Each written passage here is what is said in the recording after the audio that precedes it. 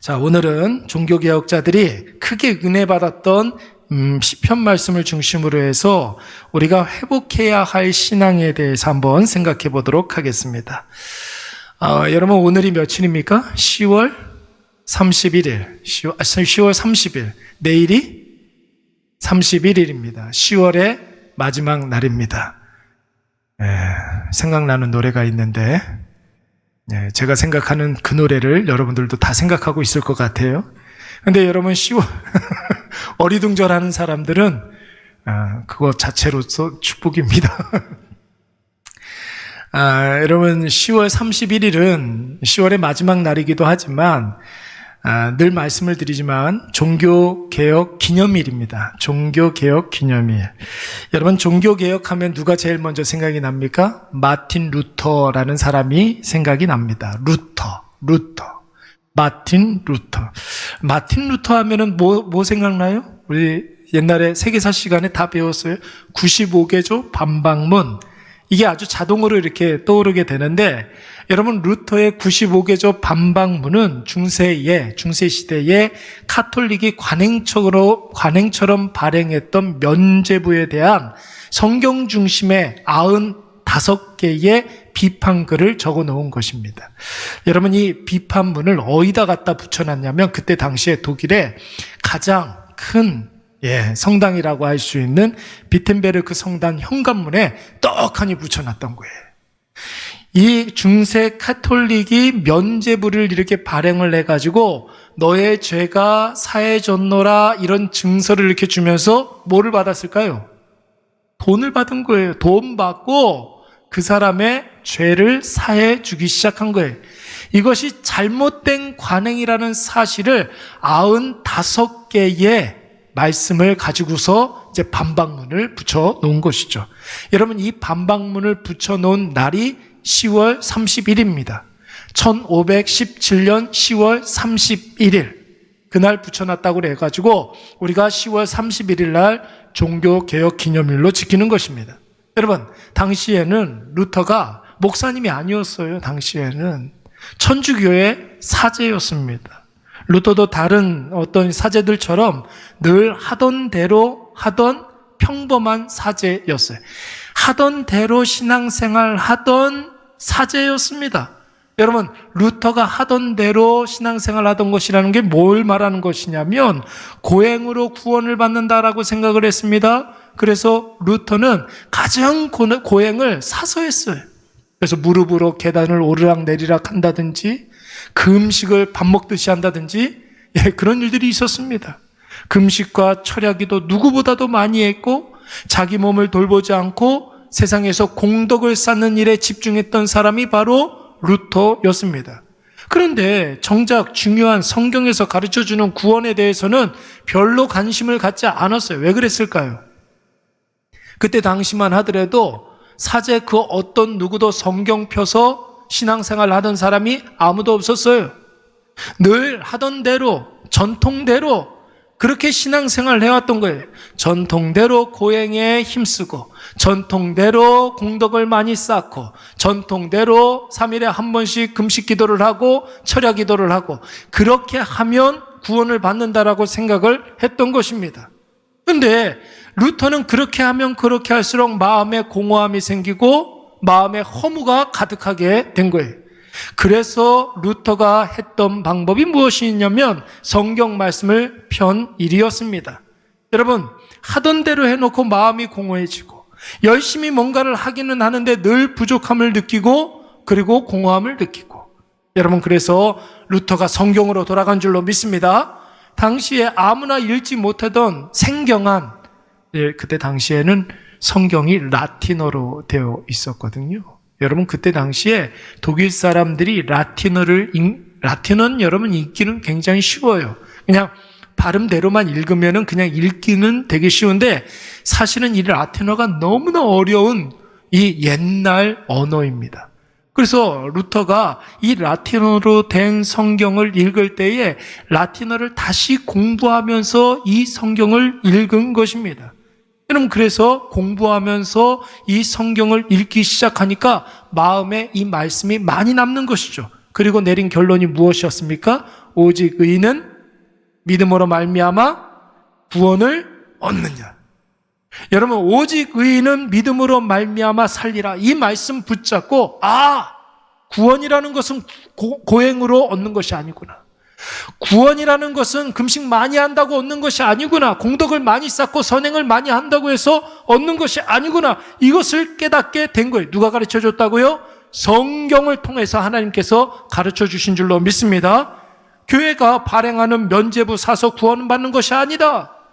헌금함에 헌금을 넣는 순간 연옥에서 천국으로 옮겨가는 것이 아니다. 여러분, 그때 당시에는 물론 지금도 있는지는 모르겠지만 지금도 있는 것 같아요. 천주교회는 연옥교리가 있잖아요. 연옥교리가 뭐예요? 사람이 죽으면 바로 지옥으로 가고 바로 천국으로 가는 것이 아니라 대기 장소가 있다며요. 그게 뭐예요? 연옥이라는 거예요. 연옥에서 여러분 천국 가는 방법이 뭔지 아십니까? 캐톨릭에서 교리를 가지고서 주장하는 바가 뭔지 알아요? 연옥에 있던 사람이 천국으로 가는 방식은 뭐냐면, 내가 죽으면 나의 자녀가 헌금함에 헌금을 많이 하면 많이 할수록 천국에 가게 되는 거예요. 그래서 연옥설은 교회에 헌금을 많이 이렇게 모금하기 위해서 연옥설을 만든 거예요. 그렇게 해서 구원받는 게 아니라는 것입니다. 공로나 선행으로 구원받는 것이 아니다. 고행이나 참선이나 금식의 횟수로 구원받는 것이 아니다. 교황이나 사제가 너의 죄를 사하노라 해가지고 우리의 죄가 사해지는 게 아니에요, 여러분. 마리아나 성인들은 기도의 대상이 될 수가 있습니까? 없습니까? 될 수가 있어요, 없어요? 마리아에게 기도를 하고 성 프란체스코에게 기도를 하고, 여러분 그거 있습니까? 없습니까? 없어요. 그런데 여러분, 지금도 천주교인들은 옛날에 우리나라에 유명했던 추기경 하나 있었잖아요. 김수환 추기경. 아주 훌륭하신 분이었지만 여러분, 그 사람에게 기도를 하면 기도가 응답이 됩니까? 안 돼요. 왜요? 그 사람은 뭐였기 때문에? 사람이었기 때문에 그래. 사람이 죄사함을 주는 그런 일은 없는 거예요, 여러분. 마리아나 성인들이 기도의 대상이 될 수가 없는 것입니다.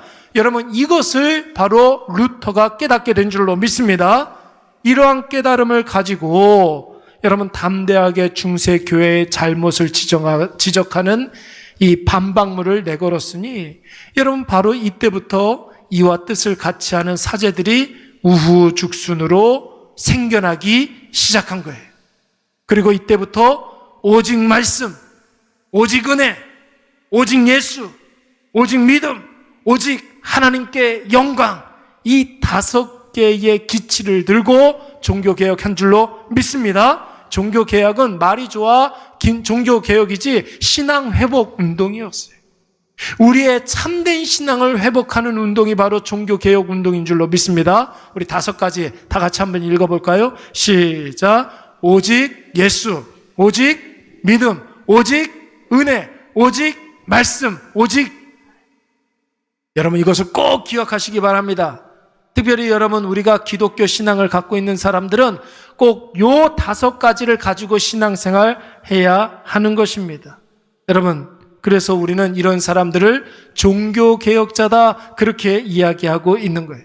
여러분, 독일의 마틴 루터가 이 카톨릭의 구원론과 정면으로 부딪힌 사람이라고 한다면 다른 나라에서도 있었어요. 스위스의 찌빙글리라는 그런 종교개혁자가 있었습니다. 이 사람은 말씀 중심의 신앙생활을 강조했어요.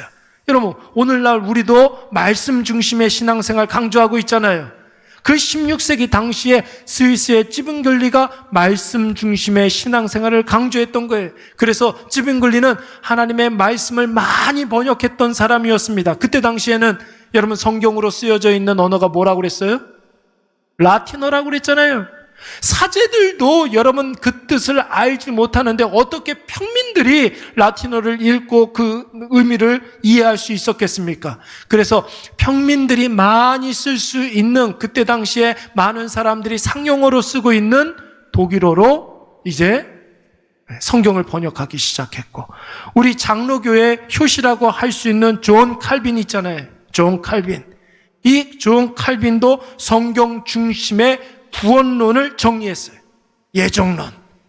하나님께서 구원하시기로 작정한 자들은 다 구원하신다라는 예정론을 이제 주장하기 시작했고, 영국에서는 여러분 존 위클리프라는 사람이 있었습니다. 이 사람도 여러분 영어로 성경을 번역을 많이 했었던 사람이었어요. 지금도 여러분 영국에 가면 위클리프 선교회라는 그런 데가 있어요. 거기에서 여러분 계속해서 아프리카에 정말로 우리가 보도 듣도 못하는 그런 민족들의 언어로 성경을 계속해서 번역하는 일들을 하고 있습니다. 스코틀랜드에 존 낙스라는 사람이 있는데, 여러분 이 존 낙스라는 사람이 칼빈의 영향을 받아서 성경 중심의 개혁주의 신앙운동을 전개했던 사람이 바로 이 존 낙스라는 사람이에요. 그렇다면 여러분, 종교개혁이 오늘날 우리에게 주는 교훈이 무엇일까요? 참된 신앙으로의 회복인 줄로 믿습니다.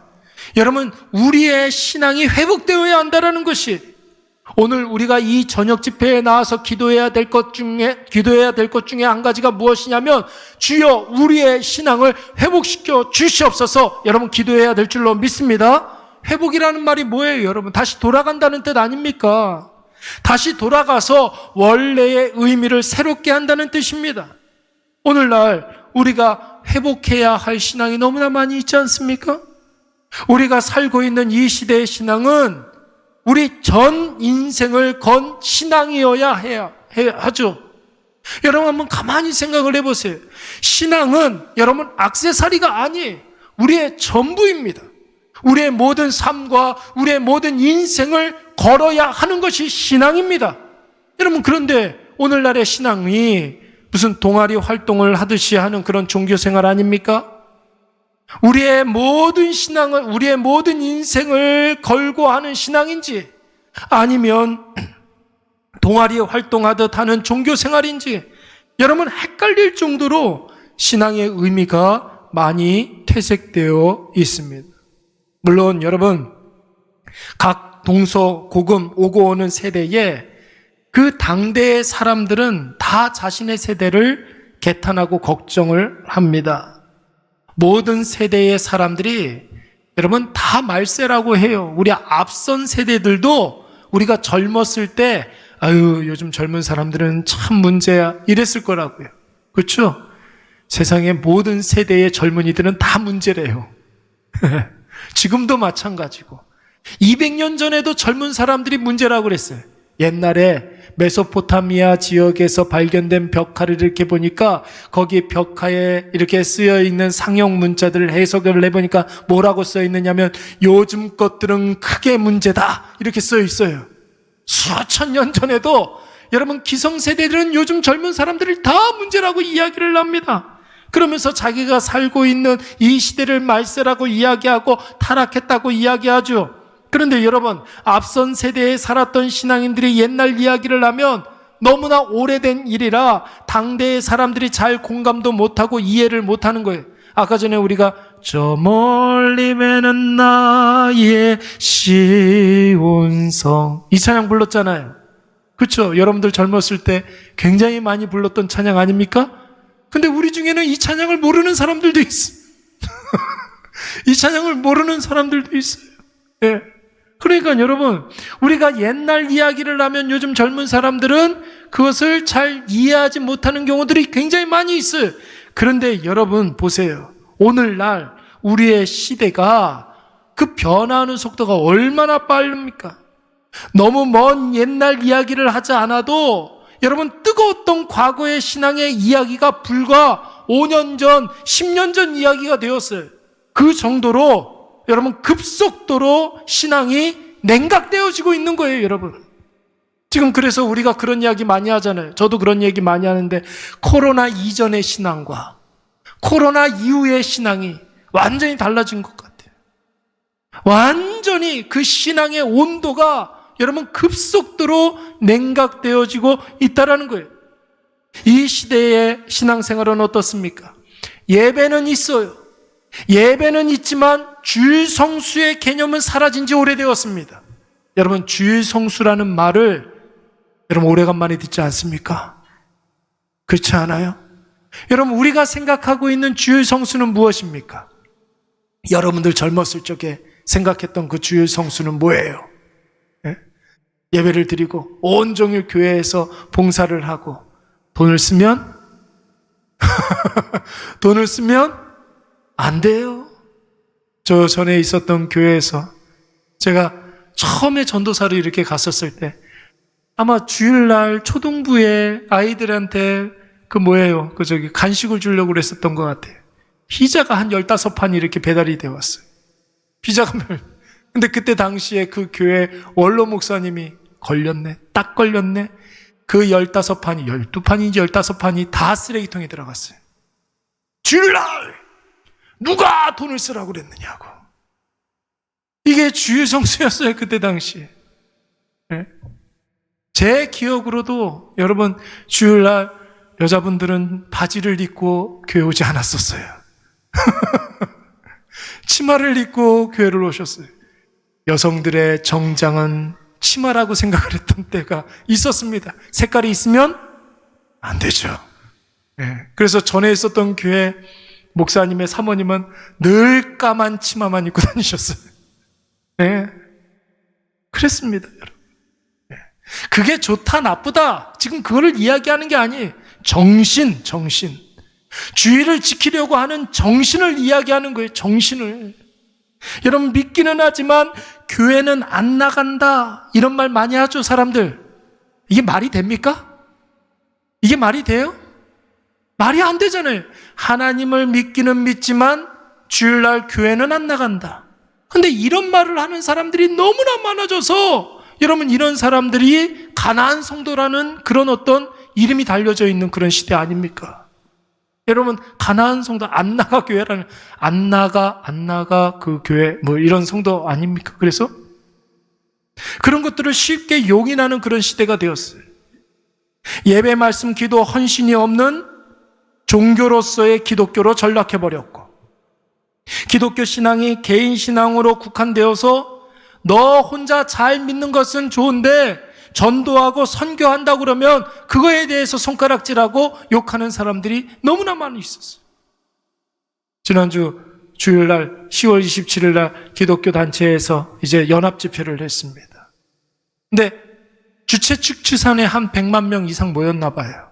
100만 명 이상 모였대요. 질서 정연하게.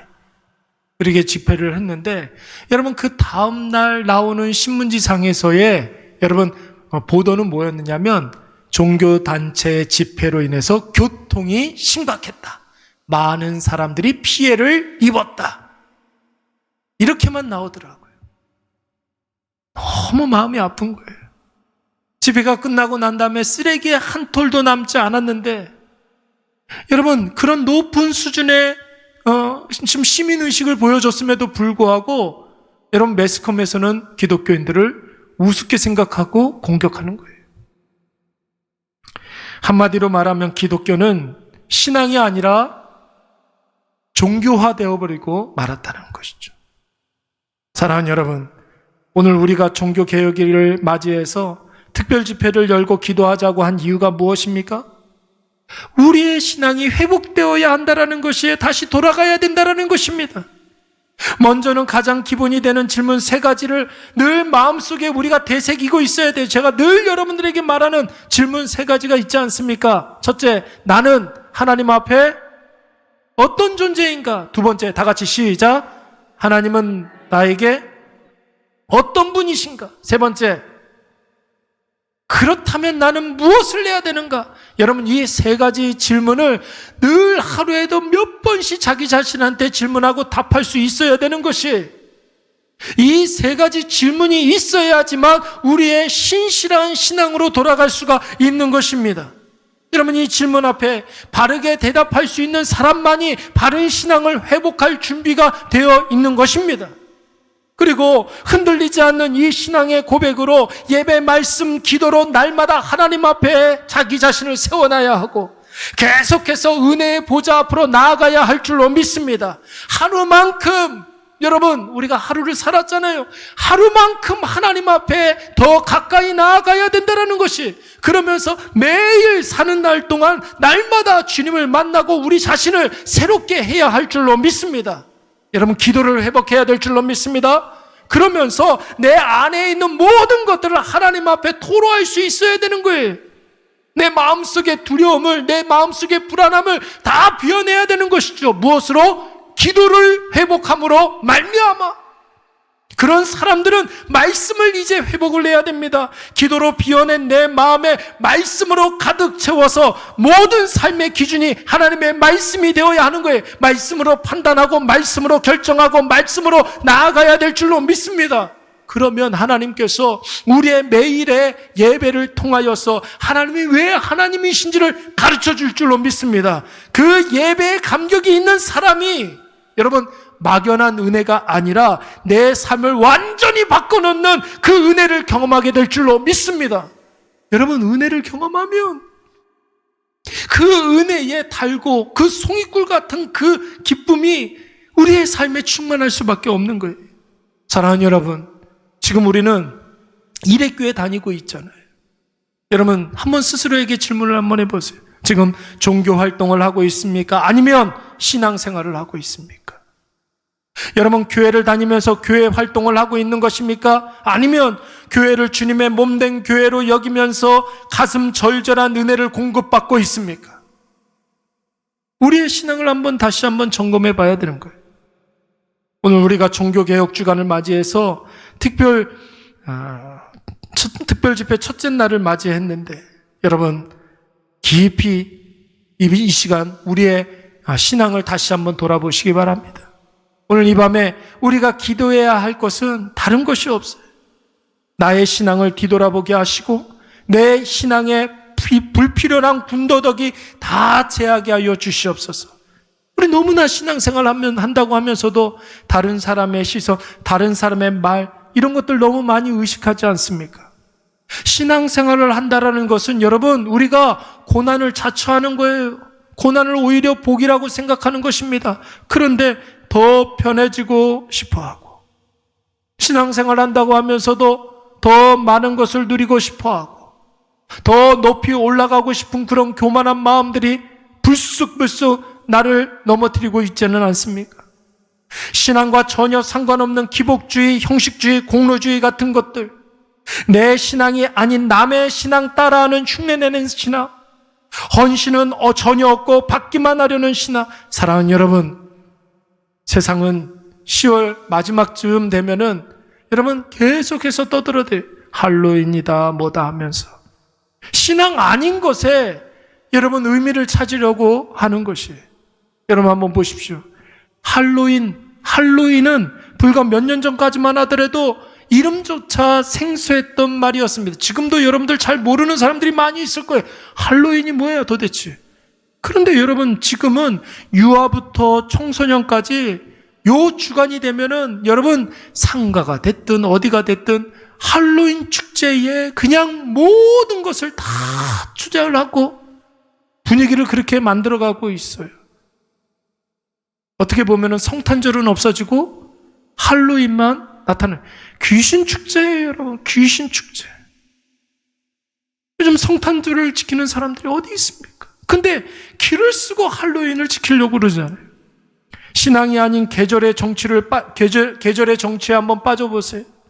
주일보다 여러분 단풍이 먼저예요. 왜요? 단풍은 우리를 기다려주지 않거든요. 그렇지 않습니까?